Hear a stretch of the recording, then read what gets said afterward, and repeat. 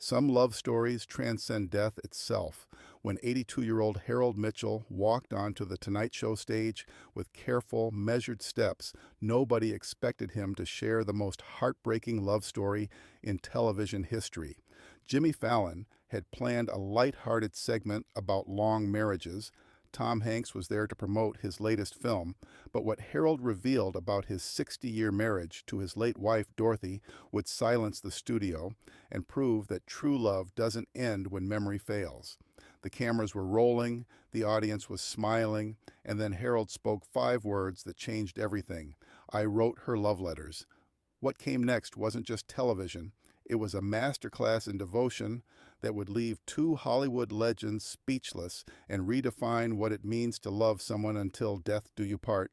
Harold Mitchell had been married to Dorothy for exactly 60 years, 3 months, and 17 days when she passed away from Alzheimer's disease 6 months earlier. He could tell you the exact count because he had been keeping track in a small notebook he carried everywhere. The same notebook where he'd recorded every significant moment of their relationship since their first date in 1962. Harold was a man of precision, a retired accountant who had spent his career dealing in absolutes, but his love for Dorothy had been the one constant that defied any mathematical formula. Their love story had begun at a USO dance in San Diego, where Harold was stationed as a young Navy sailor and Dorothy was working as a nurse at the local hospital. She was 21, with auburn hair that caught the light when she laughed, and Harold was 22, shy and awkward in his pressed uniform. He had worked up the courage to ask her to dance after watching her from across the room for 2 hours, memorizing the way she moved, the way she smiled at her friends, the gentle way she declined other sailors' invitations. I was terrified, Harold would later tell people about that first dance, but Dorothy had this way of making you feel like you were the only person in the room. When she said yes to dancing with me, I knew I was going to marry her. I just hoped she'd say yes to that too. They were married 8 months later in a small ceremony at Dorothy's family church in San Diego. Harold kept the wedding program in his wallet for 60 years, along with a photo of Dorothy in her simple white dress, smiling at him like he was the greatest gift she'd ever received. The early years of their marriage were marked by the typical challenges of military life, long deployments, frequent moves, the uncertainty that came with Harold's Navy career. But through it all, Harold had developed a habit that would define their entire relationship. He wrote Dorothy a letter every single day. On days when he was home, he would slip the letter under her pillow or tuck it into her purse. During deployments, he would mail them, sometimes writing weeks' worth in advance when ship communications were unreliable. At first, it was just because I missed her so much, Harold explained to friends, but then it became something more. It was my way of making sure she knew every single day that she was loved, that she mattered, that even when I wasn't there, I was thinking about her. The letters weren't elaborate romantic poetry. Harold wasn't a flowery writer. They were simple, honest observations about his day, about something that reminded him of her, about a joke he wanted to share, or a problem he needed her advice on. But most importantly, they always ended the same way. I love you more today than yesterday, but not as much as I will tomorrow. When Harold left the Navy after 20 years of service, they settled in Phoenix, Arizona, where he took a job as an accountant for a small firm, and Dorothy worked part-time at a pediatric clinic. They never had children, not by choice, but because nature had decided otherwise. Instead of letting this define their sadness, they had poured their parental love into being the favorite aunt and uncle to dozens of nieces, nephews, and neighborhood children. The letter writing continued through decades of ordinary life. Harold wrote about Dorothy's promotion to head nurse, about the way she looked in her garden, about the terrible casserole she'd attempted to make, and how he'd eaten every bite because she'd tried so hard. Dorothy kept every single letter in a series of decorated boxes in their bedroom closet, organized by year and tied with ribbons. I never understood why he did it, Dorothy had told her sister Margaret during one of their weekly phone calls. We lived in the same house, saw each other every day, but those letters, they made me feel like I was still that 21-year-old girl at the USO dance. like I was still special enough to write to. The letters evolved over the years. During Dorothy's bout with breast cancer at age 45, Harold's letters became sources of strength and hope. "Today I watched you sleep," one letter read, "and I was amazed by how beautiful courage looks. You're fighting this with more grace than I could ever manage, and I'm honored to fight it with you." When Harold's father died, Dorothy found a letter on her nightstand that read, "Thank you for holding me while I cried today. Dad would have loved knowing that you take such good care of his son."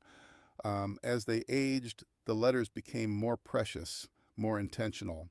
Harold wrote about the way Dorothy's laugh lines had deepened, about how proud he was of the woman she'd become, about the gratitude he felt for every ordinary day they shared. "60 years ago, I thought love was fireworks," one letter read. "Now I know love is coffee in the morning and your hand in mine while we watch the news." The first signs of Dorothy's Alzheimer's appeared when she was 74. Small things at first, forgetting where she'd put her keys, asking the same question twice in a conversation, getting confused about which day of the week it was. Harold noticed before anyone else because he paid such close attention to everything about her. The woman who had been sharp as a tack her entire life was starting to fade, and Harold felt helpless watching it happen, but he kept writing the letters. Even as Dorothy's condition worsened, even as she began forgetting recent events and eventually familiar faces, Harold maintained his daily ritual. The letters became more challenging to write as he struggled to find words that might reach through the fog of her failing memory. "Today you didn't remember my name," one letter read, "but you smiled when I walked into the room. I'll take that smile over my name any day." Another, "The doctor says you're getting worse, but I don't see it that way. I see a woman who still hums while she brushes her teeth, who still reaches for my hand when we're walking, who still makes the world brighter just by being in it." The last 5 years of Dorothy's life were the hardest Harold had ever experienced. She went from forgetting recent events to forgetting decades of their shared history. She didn't remember their wedding, their anniversary trips, the house they'd bought together, or eventually Harold himself. On her worst days, she would look at him like he was a stranger, sometimes becoming agitated when he tried to help her or comfort her. But Harold kept writing. The letters during this period were different, less about their shared experiences and more about his unwavering commitment to loving her regardless of whether she remembered him. "You asked me today who I was," one letter read, "and when I told you I was your husband, you looked so confused. But then you said, 'You seem nice. I think I would have liked being married to you.' Dorothy, you did like being married to me. For 55 wonderful years before this disease stole your memories, you loved me every day, and I will love you every day until there are no more days left." The final letter Harold wrote to Dorothy was on the morning she died. She had been in hospice care for 2 weeks, rarely conscious, but Harold maintained his ritual even then. "My dearest Dorothy," the letter read, "today might be the day you go home. I'm not ready, but I understand that you're tired. Thank you for 60 years of teaching me what love really means. Thank you for showing me that marriage isn't just about the good times, it's about choosing each other every day, even when that choice becomes hard. I will miss you until my last breath, but I will not stop loving you even then. Give my regards to everyone who's been waiting for you. I'll see you again someday. I love you more today than yesterday, but our tomorrows will have to wait." Dorothy passed away peacefully that afternoon, with Harold holding her hand and reading aloud from some of their favorite letters from the early days of their marriage. 6 months later, Harold was struggling with the loneliness that comes after losing someone who had been your everything for 6 decades. Their house felt too big, too quiet, too full of memories that only he could remember now. His sister-in-law, Margaret, had been encouraging him to get out more, to socialize, to find ways to honor Dorothy's memory that didn't involve sitting alone in their bedroom reading old letters. That's when Harold decided to write to The Tonight Show. He had been watching Jimmy Fallon for years. Dorothy had loved his humor, and they had made it a ritual to watch together before bed. In his letter to the show's producers, Harold explained that he wanted to share something about long marriages, about what it takes to love someone for 60 years, especially when those years include challenges that test every vow you've ever made. I think young people today give up too easily, Harold had written. They think love is supposed to be easy all the time.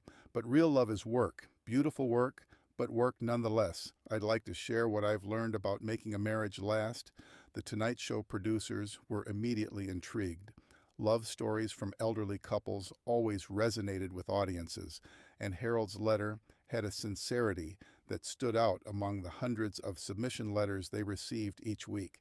They reached out to Harold and arranged for him to appear on a show that would feature Tom Hanks as the main guest. Tom Hanks had been scheduled for a standard promotional interview about his latest film, a heartwarming drama about family relationships. The plan was for Harold to appear in a segment called Anniversary Wisdom, where he would share advice about long marriages, maybe show some photos of him and Dorothy through the years, and provide the kind of feel-good content that reminded viewers about the enduring power of commitment.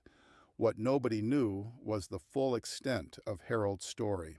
The producers knew Dorothy had passed away and that Harold wanted to honor their long marriage, but they didn't understand the depth of what he had experienced during Dorothy's illness, or the remarkable way he had maintained his love and devotion even as she forgot who he was entirely. The taping was scheduled for a Tuesday evening in November. Harold had flown in from Phoenix, his first time on an airplane since Dorothy's death, his first time traveling anywhere alone in over 60 years. He wore his best suit, navy blue, the same color as the suit he'd worn to their wedding, and carried with him a small leather briefcase that contained some of the letters he'd written to Dorothy over the years. Tom Hanks, who had arrived earlier for his interview, noticed Harold in the green room and struck up a conversation. There was something about the elderly man's quiet dignity that reminded Tom of his own father, and he found himself genuinely interested in Harold's story. "You're here to talk about your marriage?" Tom asked during their brief conversation. 60 years, Harold replied with a smile that carried both pride and sadness. "Best 60 years of my life." "That's remarkable," Tom said. "What's the secret?" Harold paused, considering the question that he'd been asked so many times over the years. Choosing to love her every day, especially on the days when it was hard to remember why. Tom was struck by the weight of that simple statement. As an actor who had portrayed numerous romantic characters and as a man who had been married himself for many years, he understood that Harold was talking about something deeper than most people ever experienced. The show began with Tom's interview, which went smoothly and according to plan. They discussed his new film, shared some funny behind-the-scenes stories, and Tom demonstrated his usual charm and wit. But as the interview progressed, Tom found himself thinking about Harold, sitting backstage, preparing to share something deeply personal with a national television audience. "Before we continue," Jimmy announced to the audience after Tom's main segment, "I want to introduce someone very special. Harold Mitchell was married to his wife, Dorothy, for 60 years, and he's here tonight to share some wisdom about what makes a marriage last. And Tom, I know you wanted to stay for this segment." "Absolutely," Tom replied, moving his chair to make room for Harold. "I've been looking forward to hearing Harold's story." Harold walked onto the stage with careful, measured steps, moving with the deliberate pace of someone who had learned not to rush through life. The audience applauded warmly, responding to his dignified presence and the obvious love that Jimmy and Tom were showing him. "Harold, welcome to the show," Jimmy said, helping Harold get settled in his chair. "First of all, I want to say I'm sorry for your loss. I understand Dorothy passed away recently." 6 months ago, Harold replied, his voice steady and clear. "February 14th, Valentine's Day. She always said I was a romantic, even though I never thought I was." The audience murmured sympathetically, and Tom leaned forward with genuine interest. 60 years of marriage," Jimmy continued. "That's incredible in today's world. What do you think was the secret to making it last?" Harold smiled, and for a moment his eyes took on a distant look, as if he was seeing something beautiful that only he could see. "I wrote her a love letter every single day," Harold said simply. The studio fell quiet. Tom's eyebrows raised in amazement, and Jimmy looked genuinely stunned. Every day? Jimmy asked. For 60 years? Every day, Harold confirmed. 21,900 letters, give or take a few. I kept count in my notebook. Tom shook his head in wonder. Harold, that's incredible. What did you write about? Everything, Harold replied. What I had for lunch, something funny that happened at work, how beautiful she looked when she was sleeping, the ordinary things that make up a life together. Harold reached into his briefcase and pulled out a small stack of letters, yellowed with age and tied with a faded blue ribbon. These are from our first year of marriage, he explained. Dorothy kept every single one. 21,900 letters in boxes in our bedroom closet. Jimmy was clearly moved. Harold, that's the most romantic thing I've ever heard.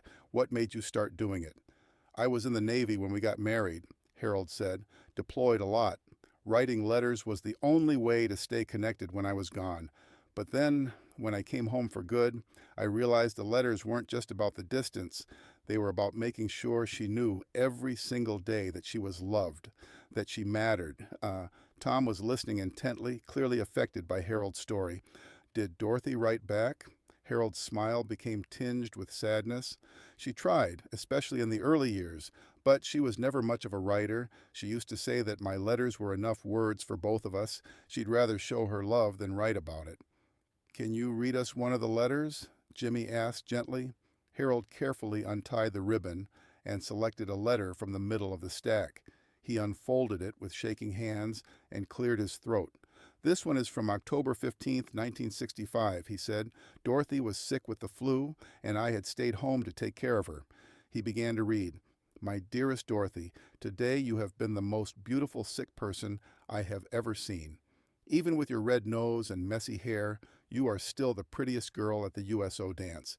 Thank you for letting me bring you soup and for not complaining when I burned the grilled cheese. I love watching you sleep because it's the only time you stop taking care of everyone else and let someone take care of you. I love you more today than yesterday, but not as much as I will tomorrow. Your devoted husband, Harold. The studio was completely silent. Tom was visibly emotional, and Jimmy was struggling to maintain his composure. Harold, Jimmy said softly, that's beautiful. Did you ever run out of things to say? Harold was quiet for a moment, and something shifted in his expression. The gentle sadness that had been underlying his words became more pronounced. The letters got harder to write toward the end, he said quietly. Why is that? Tom asked gently. Harold took a deep breath, and everyone in the studio could sense that they were approaching something profound and difficult. Dorothy had Alzheimer's disease, Harold said simply. For the last 10 years of her life, she was disappearing, little by little, and then all at once. The audience gasped softly. This wasn't the heartwarming love story they had expected. This was something deeper, more painful, more real.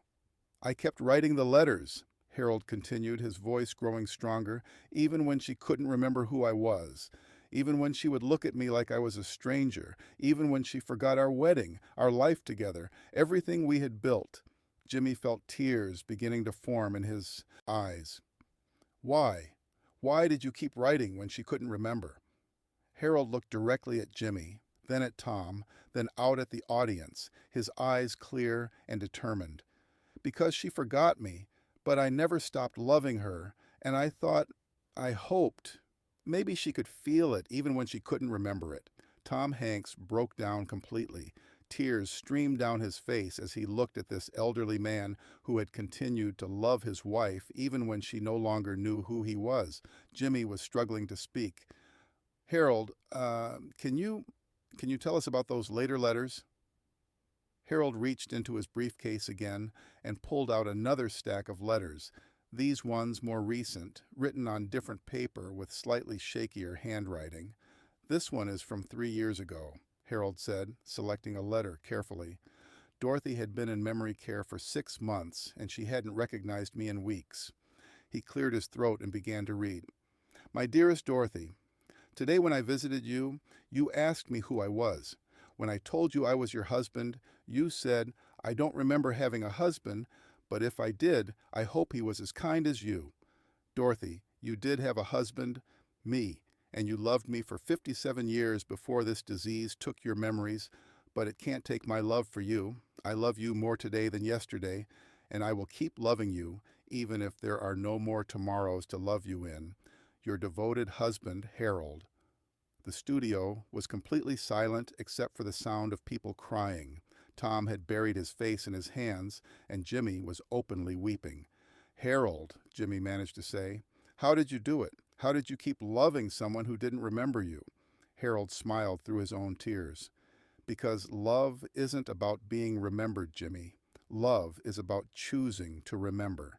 Every day I chose to remember who she was, who we were together, what our life had meant, even when she couldn't. Tom looked up, his face streaked with tears.